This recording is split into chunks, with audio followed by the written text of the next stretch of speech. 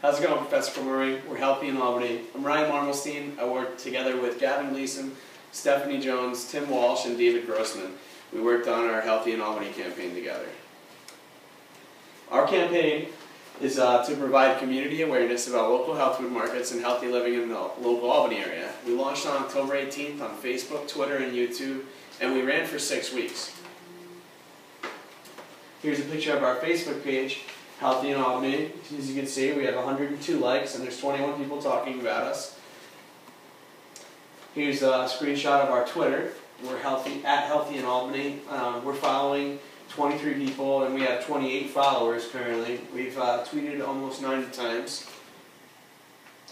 Screenshot of our YouTube. We don't have very many subscribers, but we have a ton of video views, 167. Our YouTube campaign was pretty successful. We were happy with it. We made about 3 videos and they were pretty well liked within our community or the people that were looking at our videos. Our goals were to engage our audience in healthy options around the capital region, generate awareness about local health markets, and create a forum for discussion to share healthy local options for shopping and dining, as well as recipe sharing and basically anything that people had on their mind that was healthy. Some of the metrics that we used on Facebook were our total reach, which measures the number of unique people who have seen any content associated with our page, our likes, which is the number of unique people who have clicked the like button on our page, and then people talking about the page. And this is the number of people who have created a story about our page. A story is created when someone liked our page, posted on our wall, or commented on a post. Additionally, the Twitter metrics that we used were our peer index, which is a relative measure of our online authority. The score reflects the impact of our online activities and the extent to which we have built up social and reputational capital on the web. It's calculated by peer index. Additionally, our clout score, which was 29, measured by clout, and this measures the impact of opinions, likes, and recommendations across our social graph. And that can be found on clout.com, KLOUT.com. Additionally, our generosity, as defined by Twitalizer, is the percentage of updates in which a user retweets other people. So the amount of time that we retweet other people was how we wanted to measure ourselves, because we were planning on retweeting a lot of healthy options and choices. On YouTube, performance and discovery were the metrics that we used, and how we implemented that. On Facebook, we posted daily, and we engaged with followers and people who liked our page. Additionally, on Twitter, we implemented by retweeting other local healthy markets, other people that were tweeting about health food, and we also tweeted our own tweets multiple times a day. And on YouTube, we did a video every other week and shared those videos on our other platforms like Facebook and Twitter. Here's some of our performance trends on Facebook. It shows that our performance is actually going up at this point in time when the screenshot was taken, and it shows the beginning of the graph is cut off, but it looks similar to the other side of the graph where we started off pretty high and then decreased to about here. And then gradually decreased a little, but then you show a slight increase over until the end where we actually got up pretty high. And now this is our weekly total reach, the blue line. The green line of dots shows people talking about this. And the pink dots are our posts. So they show that post throughout the weeks. Here's some more about Facebook and people who liked our page by demographic and location. Here you have the gender and age. Down here shows 43.1% were female, 54.9% were male. Shows the countries. United States of America was our biggest contributor, and then following that was Poland.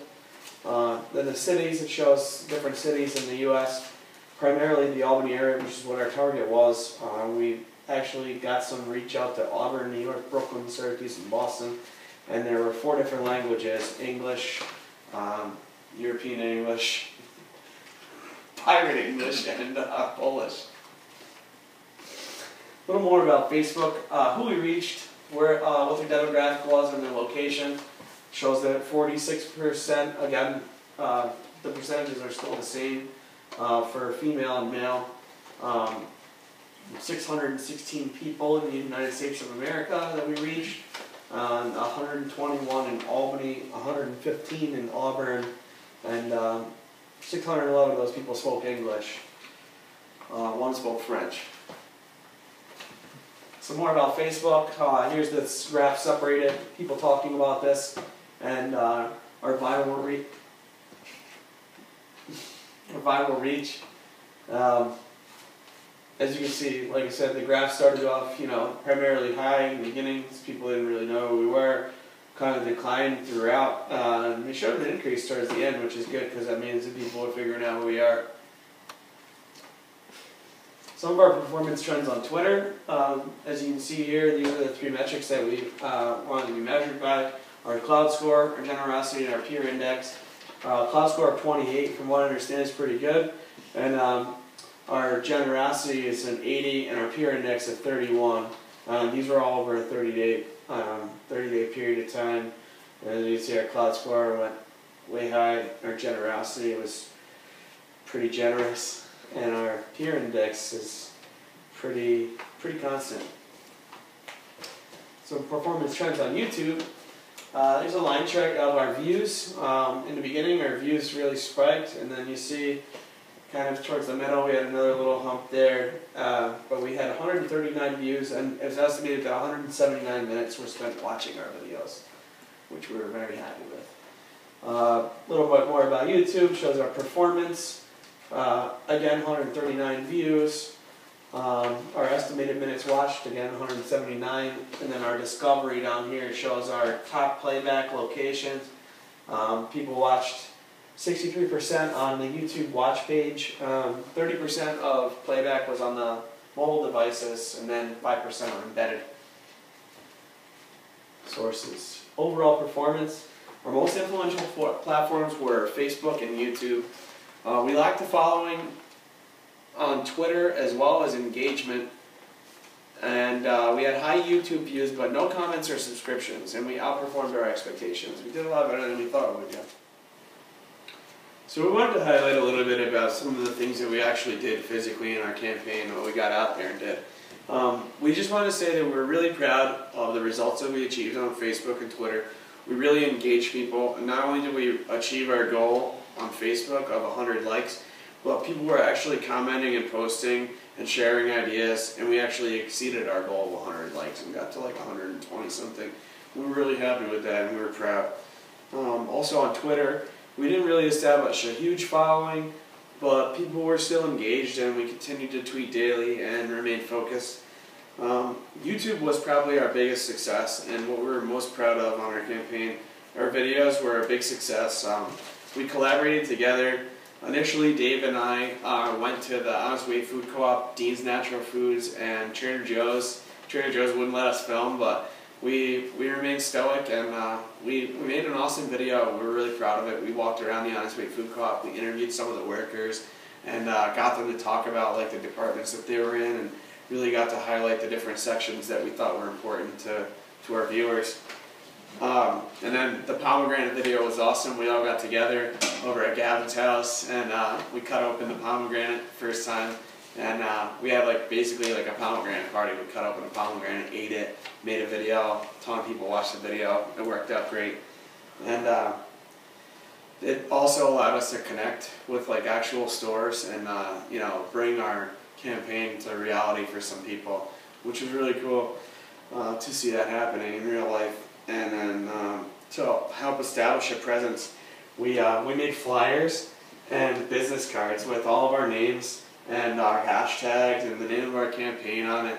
And I even created a telephone number, a Google Voice number that would link back to my phone in case anybody wanted to call and find out about who we were and what we were doing. We really enjoyed it.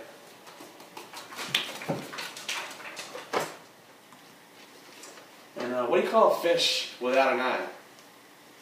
A fish. You're supposed to laugh. And we even made business cards. Thanks. Better ways to cut pomegranates than throwing it against the wall. Although that actually did manage to work, unless if you want like dirty pomegranate seeds, I guess it works. Oh, what a night. Late December back in '63. Here's our Facebook page, as you can see. Here's our Twitter page. We have